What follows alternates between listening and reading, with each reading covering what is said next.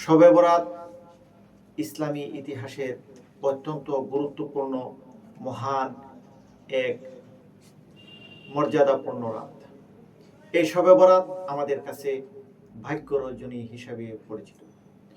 রাসূলুল্লাহ সাল্লাল্লাহু আলাইহি ওয়াসাল্লাম নিজে শবে বরাত পালন করেছেন, সাহাবায়ে কেরাম এই শবে বরাত পালন করেছেন। ১৫০০ বছর পর্যন্ত গোটা মুসলিম বিশ্ব এই শবে বরাত পালন করে আসছে।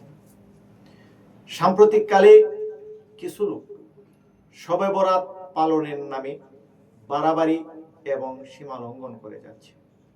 আরেকটি দল শবে বরাতের অস্তিত্ব নাই, কোরআন হাদিসে শবে বরাত নাই, শবে বরাতকে বর্জন করার জন্য অনেক বাড়াবাড়ি করে যাচ্ছে।